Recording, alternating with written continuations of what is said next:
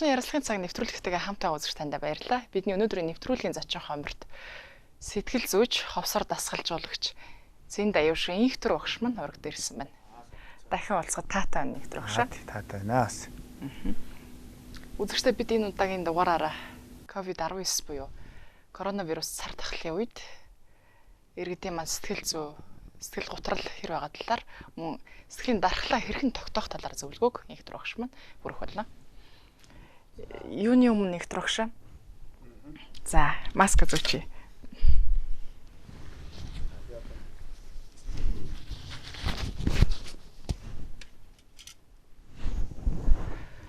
Коронавирус цар тахлын хувьд бол манай иргэдийг болон нийгмийг донд маш том сорилт болж байна уу гэж харж байна.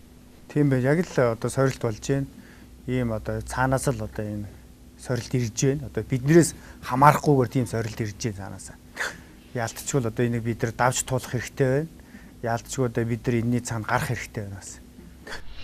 Хөл хорооны үед их албан хаагчид ажилчид маань бүхэл цагийг гэр бүлтэйгээ хамт тий гэртээ өнгөрөөж байгаа. Энэ үед бас сэтгэл зүгээр унах, стрессдэх явдал бас дийлэх хүмүүс тохиолдод байна уу гэж хараад байгаа юм. Тий. Тэгэхээр энэ дээр бол хүмүүсүүд яг хоёр ангиллагдж байна. Нэг хэсэг эхнийх нь болохоор гэр орондоо байгаа сурчсан. Тий одоо нэг үгүй. Өөрийгөө одоо гэр орондоо байлгаа сурцсан. Тэнд одоо ямар ч стресс авахгүй. Одоо хидэж хонсон. Зарим нөгөө нэг бүлэг хүмүүсүүд нь болохоор одоо хитрхи одоо ажилдаа өөрийгөө зориулсан, олонний дунд өөрийгөө зориулсан, тэндээс одоо нэлээх хамааралтай болсон байна. За энэ хүмүүсүүд одоо яг гэртээ нэлээд удаа байхад бас жаахан хэцүү байна. Яагаад гэвэл одоо янз янзын одоо өөрт нь одоо мэддэхгүй зүйлүүд ихээр гарч ирж байна л дээ. Бас энийг бас ингээд надад бас ингээ юм анзаарч байхад бас хүмүүсүүдийн дундаас анзаарэгдэж байна бас. Одоо хүн нэгэсэнд одоо хүн ч одоо гэртээ байна гэдэг чинь амар амгалан байна шүү дээ. Гэтэл одоо юу болж байна гэвэл гэртээ байснаас хүн стрессэнд орж байна. Яг үнэ. Тий, гэртээ байснаас хүмүүс бас байна. Тий, байна. Энэ одоо бас нэлээд тийм бас олон хэсэг байна бас энэ бас. Тэгэхээр их нэг сонирн болоод байгаа бас тий. Гэртээ байгаа мөртлөө хүн стрессэнд ороод байна. Тий. Тэгэхээр ийм нөхцөл байдлын үед яаж сэтгэл зүгөө тайван байлгах, сэтгэлийн дархлаа гэдэг зүйлийг тогтоох хэрэгтэй гэдэг юм болоо. Ер нь бол хүн яг мэдээллийн амьтаа.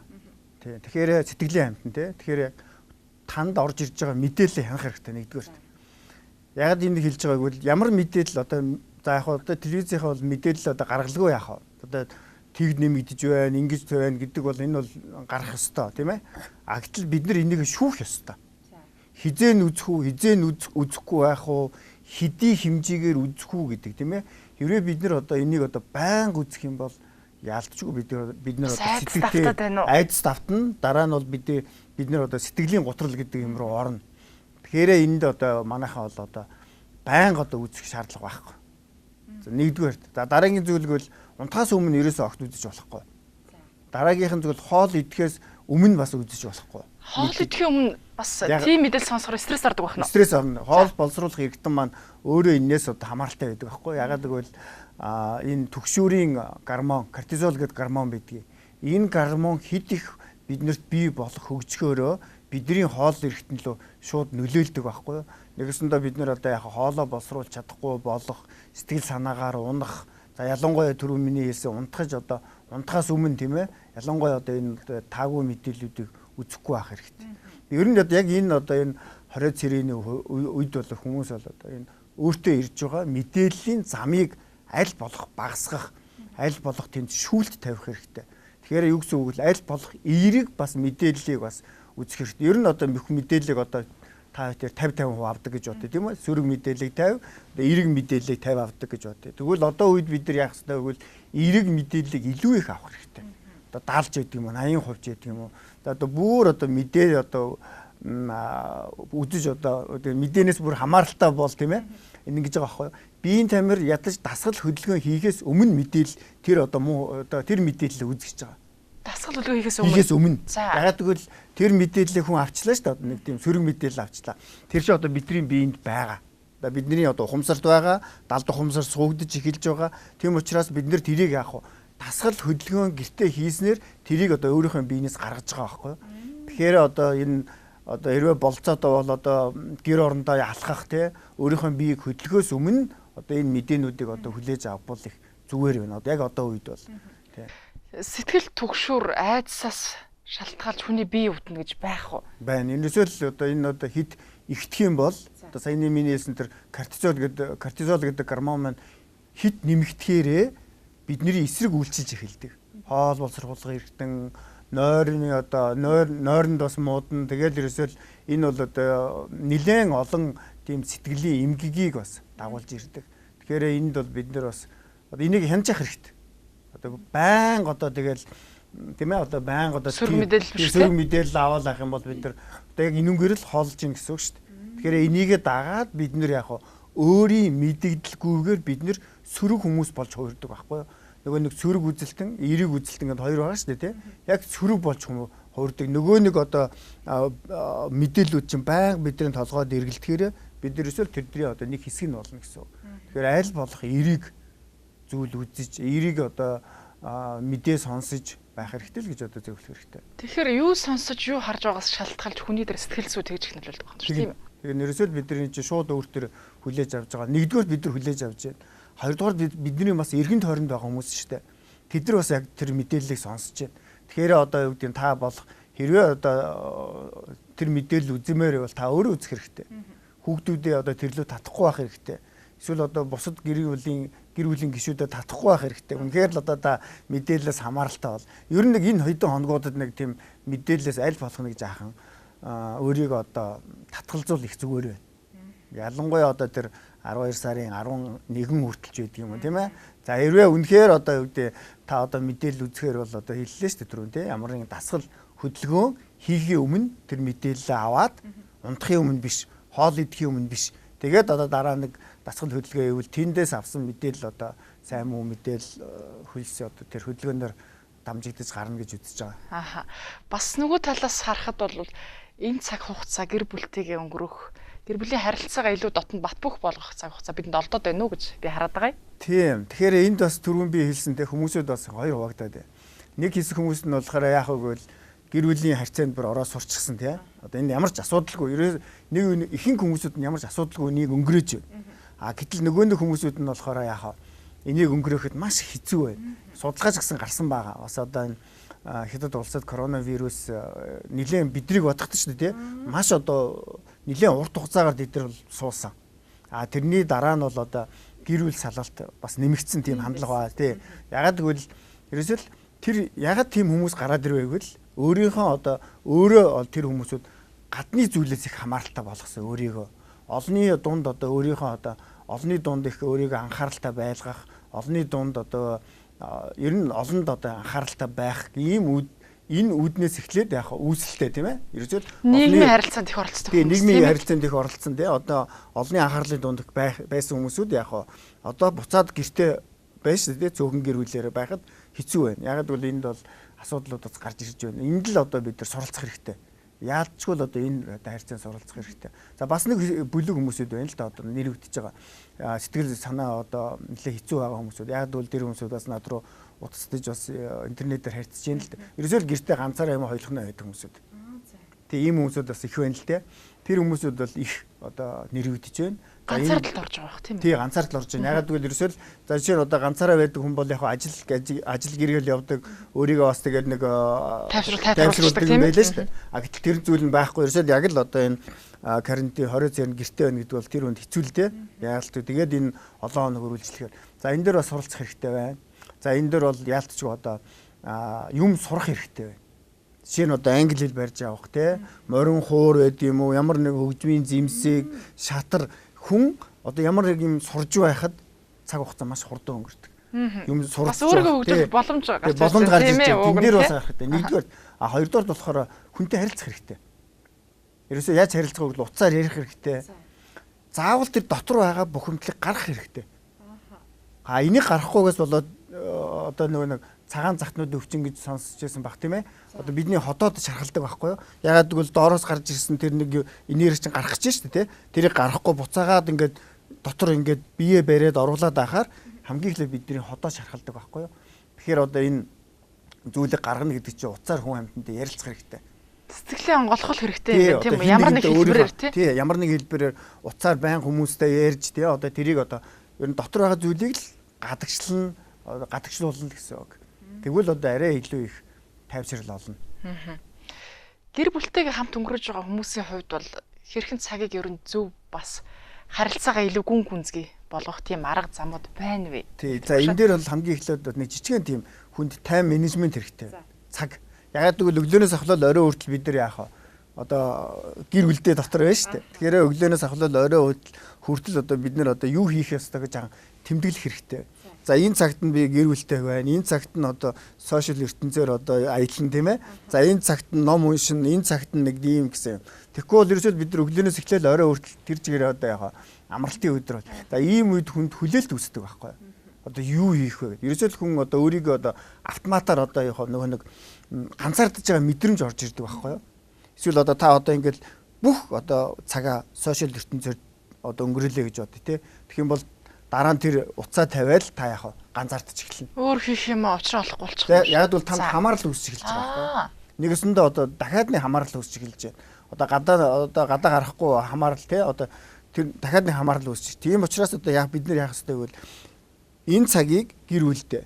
За энэ цагийг би хүүхдтэй нэг ойролцоо нэг багцаагаар тийм ээ хүн. За энэ цагийг би яг сошиал ертөнц. За энэ дээр нь би яг зургатаа үзнэ гэдэг юм ба тийм ээ. За энэ цагт нь би номоо уншина. Тэр цагт нь тийм судлыг гэдэг нэг ийм нэг одоо нэг ийм хөрхөн бяцхан юм. Цагийн хуваарлалт гаргах хэрэгтэй байна одоо биднэрт. Одоо би ч гэсэн яг ингэж л амьдарч байна бас. Би бол одоо яг ингэж л явж байгаа. Яг тэгвэл нэгхгүй болохгүй нэ шүү дээ. Бас би бас өөрөө бүх одоо цагаа одоо өөр юм зарцуулж бас болохгүй. Тийм болохоор учраас хүүхдүүдтэй зориулна, гэр бүлдээ зориулна, бас яг өөрийгөө хөгжүүлэлтэд зориулна. Тэгээ үндсэн ажилдаа яг зориулна. Яг л одоо ингээд яг ажилдаа явдаг юм шиг өөртөө нэг тийм бяцхан одоо цагийн менежмент гарахгүй бид нар бас болохгүй нас. Тэгвэл бид нар цаг хугацаа маш амархан өнгөрнө, үр бүтээлтэй өнгөрнө. Энэ нь бол стресс маш бага болно. Нөгөө нэг кортизол гэдэг гормон ч багасаад эхэлнэ. Яг энэ үед бас олон хүнээс сонссон юм а би. Нөхрийгөө ч юм уу ихнэрээ яг бүрэн утгаар нь таньж байна гэж тий. Ингийн үед болохоор бид яг ажилдаа яваад орой орой л ерөөсө хэдхэн цагийг хамтдаа өнгөрүүлдэг шүү дээ. Одоо танихгүйгээд хайчих юм. Тэгэхээр хүнийг таних боломж олдож байна уу? Тий, нэг юм дөрвөлжинд одоо ингээд хоёул гурвуулах нь л яг бие биенээ хараад сууж штэ тийм ээ. Тэгэхээр бас за энд бас нэг таата үзэгдлүүд зөндөө харж байгаа. Энэ дээр бол би одоо яг сэтгэл зүйч хүний хувьд бол яг өөрөө мэдэрж байгаа байхгүй. Ягаад гэвэл гэр бүлийн хүчирхийлэл яах вэ? Энд маш багасж байгаа. За ягаад гэвэл нөгөө нэг архитектурт байхгүй болсон. Тэгэл одоо бие биенээ ойлголцож гэнэ гэж тайлж гэн тий. Яг л одоо ингээд одоо хоёр хүн нэг өдөө өрөөнд байгаад бол ойлголцохгүй одоо яг. Тэгэл байх уу? Тий. За энд бол нэг харин сайн ойлголцох арга гэвэл тий. Хүн өөрийгөө л цаасан дээр буулгах хэрэгтэй. Цаасан дээр. Заавал одоо цаасан дээр. Ялангуяа одоо 2021 он болох гэж байна. Одоо бид нэр одооноос эхлээд өөрсдийнхөө нөгөө нэг зорилгоодыг тавих бичих хэрэгтэй. Яг тэрүүнтэй адилхан. Ерөөсөө өөрийнхөө одоо толгойд зорилго байна гэдэг чинь хоосон. Заавал цаасан дээр буулгах хэрэгтэй. Заавал өөртөө одоо ажлыг бол одоо цаасан дээр л өөрийгөө буулгаад бичээд байх хэрэгтэй. Тэгээд тэрийг харна, уншина, тэрэн дээр ажиллана тий. Тэгжээч хүн чинь одоо ухамсарлан ойлгодог байхгүй юу? Тэрнээс зөвхөн бид нар одоо ингээл бүх юмыг толгой дээр эргэлдүүлээ л байвал энэ бол мартагдаж алга болдог. Их туршаа энийг үзэгчтэй хоёлоо дэлгэрэнгүй тайлбарлаж байна. Цаасан дээр буулгах нь ихлээр зорилтоо бичих юм уу, өөрийнхөө зан арга шингаа буулгах юм уу эсвэл ерөөсөө аль бүгдийг. Та одоо өөрийнхөө сэтгэл зүг буюу эсвэл одоо гэр бүлийнхээ сэтгэл зүг ойлгоё гэж бодож байвал тийм ээ. Хоёлоо яриа, хоёлоо тохиролцоо тийм ээ. За би тэр энэ дээр муудалцдаг. За хоёлоо биччихээ тийм. Миний юм юунд нь чам таалагдахгүй байна. Юунд нь таалагдаж байна гэд. Чи надад ингээд цаасан дээр бичээд өгчих. Тэгээ би бас өөрийнхөө чамд бичээд өгчих гэд. Тэгэл хоёлоо яах вэ? Нэг ингээд авна. Хоёлоо саасаа солилцсон шүү дээ. Тэгэл уншихад л. Бас сонирхолтой юм байна. Энэ ингэж одоо юу гэдэг хүн буудаг байхгүй цаасан дээр. Энэ бол одоо сэтгэл зүйн одоо зөвлөгөөнд ордог байхгүй. Энэ бол ерөөсөө л ингэж л бичээл байвал яах вэ? Одоо энэ хамт байгаа цагаа ингэж өнгөрөөвөл бид нар стресс байхгүй. За дараа нь зориг байна тийм ээ. За одоо 2021 он одоо гарах гэж байна. Нэг сар өрөхгүй хугацаанд. Тэгэхээр биднэрт одоо маш том боломж байна шүү дээ. 2021 оныхоо зорилгыг, гэр бүлийнхээ зорилгыг тусдаа зорилгоо одоо нэлээд олон одоо хэлбэрээр тийм ээ. Биер одоо яах вэ? Биендээ яах 21 он тийм ээ. За ухамсартай сэтгэл боловсролтой би юу зориулах вэ? За ямар зан ааштай одоо шинээр аятайхан тийм болох уу гэдгээ одоо бичээд заавал цаасан дээр бичих хэрэгтэй. За нэг иймэрхүү юмар ингээд одоо бид нар оролдоод байвал Нөгөө нэг серотонин гэдэг гормон байдаг байна. Ажралын гормон. Нөгөө нэг серотонин гэдэг ажралын гормон чинь кортизол гэдэг нөгөө нэг стрессийн гормоныг дарангуулад тэгээрээ бид нар ч ажралтайгаар өөрөө мэдэрч байгаа байхгүй юу? Ер нь энэ бол одоо бол их хэрэгтэй байна бид нар. Тэр ажралын гормоныг яаж үйлдвэрлэх хэрэгтэй гэдэг юм бэ? Хэмжээгээр тий. Серотонин гоо. Нийлээ хідэн олон арга байна. За энэ дээр бол инээмсэглэх гэдэг нэг арга байна. Инээмсэглэх гэдэг. Ерөөсөө л одоо гэдэг ямар ч шалтгаангүй зүгээр инээмсэглэж сурыг. Өөрсдөө аяндаа одоо ингээд нэг 20 минут эхлээ 20 секунд ч юм уу 30 секунд тий. Ерөөсөө л одоо ингээд нэг тийшээ харж байгаа. За зүгээр л ингээд үү за. Эхлээд ингэдэг юм чинь ухамсарын төвшөнд явж байгаа байхгүй юу? За одоо би одоо ингэтер 20 секунд яах вэ? Инээх ёстой гэл. Тэ? Ингээл тасалжуулаад шүү дээ. Бүр дадал болгох юм уу? Тий, ингээл нэг өдөрт нэг хэд хэдэн удаа ихээр нөгөөдөг чинь далд ухамсарын төвшөнд очичдаг байхгүй юу? А далд ухамсарын төвшөнд очичхороо хүн чинь нэг сөрөг үзэлтэн биш, сөрөг хүн биш, эерэг одоо хүн болдог байхгүй юу? Ерөөсөө л инээдэг, цаанаасаа инээдэг. Энэ шалтгаанаар л одоо бид нар олох хэрэгтэй. Цаанаасаа нэг жоохон чинь одоо ингээл гудамж цас орж ийн гэж бодъё те. Тэгвэл эндээс одоо бид нар маш сайхан олон шалтгаануудыг олж болно шүү дээ. За эсвэл одоо юу гэдэг юм. За орой цэр гэтэл би маш олон шалтгаан олж гаргасан л та өөртөө. За одоо ястаа жинхэнэ надад гоё одоо үе ирлээ, боломж ирлээ. Яг би одоо энэ дээр л одоо ингэж ажиллана гэлэрсээ. Энэ 20 цэрийн одоо хугацааны дараа би яг ийм хийсэн байх хэвээр. Би одоо ийм сургалтыг гаргасан байх хэвээр. Тэгэл одоо нэг ийм зүйл одоо яалтчгүй л одоо амьдрал одоо цаанаас нь би тэгэлгүй яах вэ? Шаардж шүү дээ. Ааха. Тэгэхээр эхний ээлжинд инээмсэглэх тийм ээ? Тий, инээмсэглэх сурах. Энэ бол үнэхээр одоо тэр яг таны хэлсэн тэр серотонин гэдэг гормоныг ялгаруулдаг байхгүй ажралын гормоныг. Эсвэл бид нэр ингээл өдөр болгон ингээл эсвэл хэдэн секунд ингээл зүгээр л инээгээд шүү дээ. Зүгээр л инээгээд дараа нь тэр нь талд ухамсаар суучхаараа бидрийг яг удирддаг болчихно. Нөгөө нэг ажралын гормон чинь хүн одоо ерөөсөө байгаагаас л одоо яг ажрал авчвал одоо сайхан амьдарчих гээд шүү дээ. Байхгүй юм татах биш. Тэгэхээр байгаа юм дээр. Яг наа чиг чухал юм ба шүү. Байгаа зүйлээс ажралыг мэдрэх тийм ээ. А нөгөө нэг эхлээд одоо яг хуурамчаар одоо инээмсэглэн гэдэг чинь одоо эндээ бид нар тасах гээд шүү дээ. Өнөөдөр инктерд юу вэ тийм ээ? Одоо цэлмэнд юу вэ? Өнөөдөр инктерд юу вэ? За энэ дээр л одоо яадаг инээ тий. Одоо энэ дээр л баясыг надад одоо тэр эрхэн яг ирнэ л үйз. Алдагдсан л үйз тийм үү? Тийм ээ. Одоо л байгаа дээрээ би одоо ажралтай амьдрий. Одоо байгаа дээрээ би яг серотонин буюу нэг ажралын гормоныг үйлдвэрлэе. Тэгээ одоо бид нар онлайн мэдчихэж шүү дээ. Тэгэхээр одоо яг практик руу орох хэрэгтэй. Тэгвэл ерөөсөө бид нар яг нэг 20 секунд, 10 секунд, цааш нь нэмээд нэг 25 секунд, 30 секунд яг зүгээр л автоматар инээдэг болъё. А дараа нь эн чинь яг нөгөө нэг серотонин чинь цаана үйлдвэрлээд эхэлдэг байхгүй юу? Нэг тархинд бидний тэр гормон чинь үйлдвэрлээд ирж байгаа байхгүй юу? Кортизол гэдэг стрессийн гормоноо дарангуулад гараад ирж байгаа байхгүй юу? Тэгэхээр бид нарыг энэ бас аваад явчих тийм магадлал өндөртэй. Тийм болохоор одоо ийм дасгалуудыг бид нар аль болох яг одоо энэ цаг үед бас хийх хэрэгтэй байна. Тэгээд бас үйл явдлуудаас ямар нэгэн үйл явдлуудаас сайхан зүйлийг олдог тийм дасгал хиймээр байна. Сайхан зүйлийг олж хардаг. Ямиг шүүмжлэх биш. Ягаад шүүмжлэх биш гэж байгаа юм. Шүүмжлэлээр ингэдэг байхгүй юу? Хүн ингээл өөрөөсөө тусгаарлал ингээл хүмүүсүүдийг шүүмжлээд байна.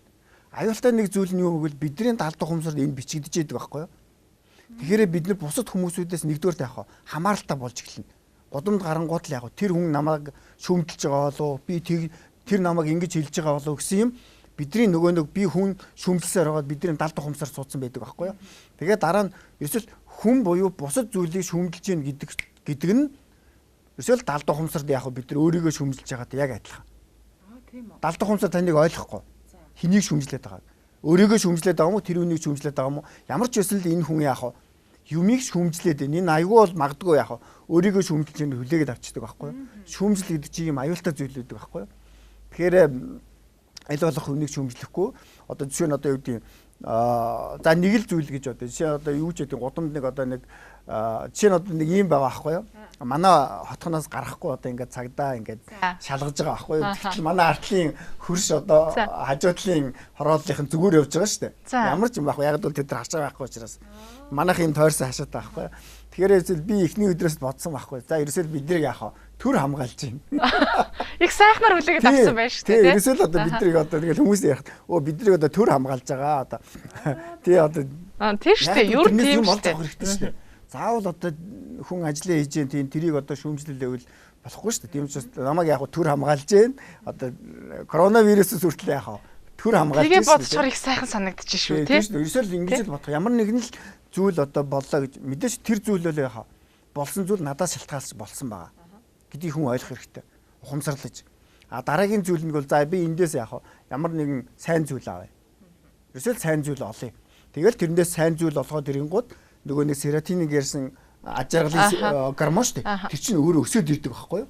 Нөгөө сайн зүйлийг олж харахаар. Тэгэхээр нөгөө нэг кортизол буюу стрессийн гормоныг дарангуулад өөрөө нөгөө нэг серотонин чи өсөд эхэлдэг. Тэгэхээр өдөрт бол энэ бол бидэрт одоо яг хэрэгтэй.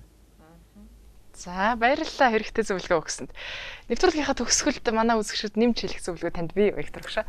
За тэгээд би бас хэдэн зөвлөгөөнд бас нэмээд хэлчихье гэж бодож байна. За нэгдүгээр зүйл бол энэ нэг тий одоо юм олж харах байна, инээх байна. За бас нэг зүйл өгдөө. Хүн ингээд ханд ингээд хоёр далаараа ингээд налаа зогсдог байхгүй юу. Тэгээд нүдээ анихаар хүн маш тийм гоё өмг төвшиг мэдэрдэг байхгүй юу. Ханд далаараа зүгээр л одоо ингээд нүдээ аних юм уу? Тийм нүдээ ингээд ханд далаараа тулаад нүдээ инээл тэгэл зогсоход хүн яах вэ? Нөгөө нэг ганцаардж байсан хүн чинь яах вэ? Маш их өмг төвшгийг мэдэрдэг байхгүй юу. Энэ бол ерөөсөө батлагцсан дасгал. Тий одоо би бас энийг одоо өөрийнхөө одоо хүмүүст хэлсэн тэд нар ч гэсэн надад биччихжээ тий. Яа ингэж үтсэн үнэхээр сайхан санагдаж байна гэдэг. Ийм зүйл ер нь л ямар нэгэн зүйлээс бид нар яах вэ? Одоо бид нар эерэг зүйлийг л олж харах хэрэгтэй. Тэгээд дараа нь юмд суралцах хэрэгтэй.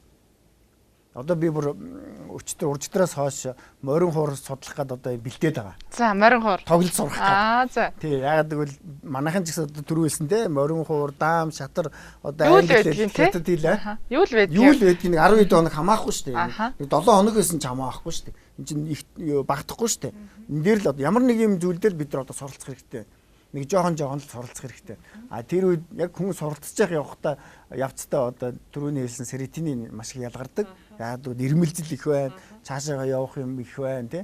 Энэ дээр бол бидний цаг хугацааг маш одоо стрессгүй амархан одоо даван туулах боломж биш шүү гэж. Боломж эдэрт байна. Эдэрт өөрсдөд байна энэ бол. Аха. За баярлалаа Виктор багш та. Тэгэхээр үзэгчтэй бүгдээ хөл хорионы үед гэр бүлтэйгээ аз жаргалтай өнгөрүүлж аль болохыг нэмсгэлж аз жаргалын гормоныг ихэр үйлдвэрлэе.